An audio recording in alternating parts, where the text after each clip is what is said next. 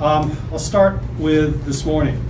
Early this morning at 1:33 a.m., officers were called to the 1800 block of 5th Avenue West regarding a shooting that had just occurred. The complainant reported that his son, 32-year-old Anthony Robinson, had just fired gunshots into the front of the complainant's home. The complainant also provided a description of the vehicle that Mr. Robinson was fleeing in.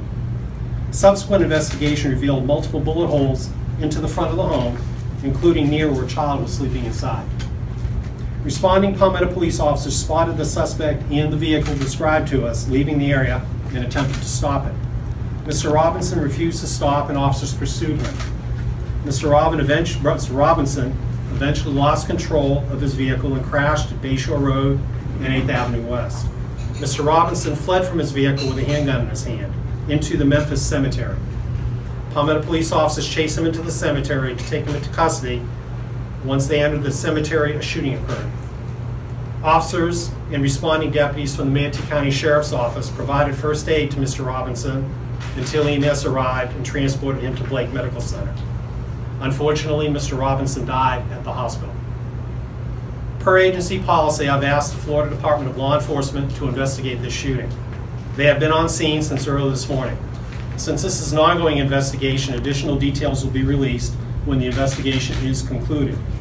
The officers involved in the shooting have been placed on administrative leave pending the outcome of this investigation. The victim and his criminal history?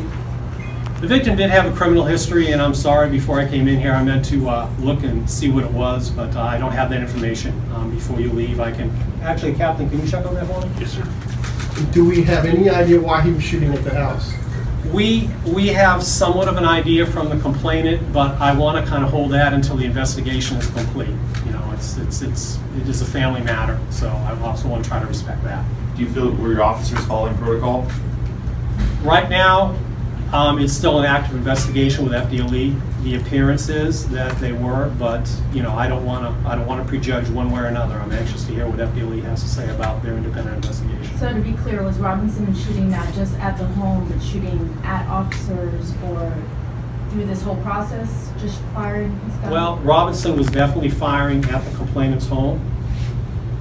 Once the shooting occurred in the park, again, I don't want to comment until I've had a chance to read FDLE's report. They're the ones that are conducting interviews with the officers involved in the shooting, other responding Palmetto officers, and MSO deputies that arrived just after the shooting. And I have not been privy to any of those interviews yet. But they're changed. There were shots in the cemetery, and this is where Mr. Robinson was struck by gunfire. Do we know who fired first in the cemetery? We don't. Not at this time. Again, that's when I really need to see the results of the FDLE investigation. What can you tell us about these officers as far as how long they've been with the department?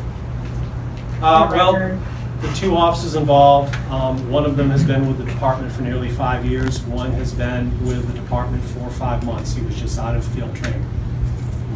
Will you be releasing their names to us? I will. In fact, I'll release them now. One of them is Corporal Angel Hiroshima, and the other one is Officer Madison Peters. Just to be clear, it's your understanding that Robinson did fire at officers? It is my understanding, but I don't know that for sure yet. That's why I need to see the results of the FDLE interviews. I've not spoken to any of the officers or deputies that arrived afterwards about this. That's why we have an arrangement with FDLE where they investigate these. There's no sense me asking questions to them. So I'm going to be looking for that report when it's completed. Where did the bullets hit the suspect? The suspect was struck multiple times. What I understand, he was struck in the head and the face, he was struck in the arm, and he was struck in the torso area. Is he able to speak with investigators at all at the hospital or on the way to before dying? It's my understanding that he was unconscious at the scene as they were trying to do life-saving measures, and he never regained consciousness.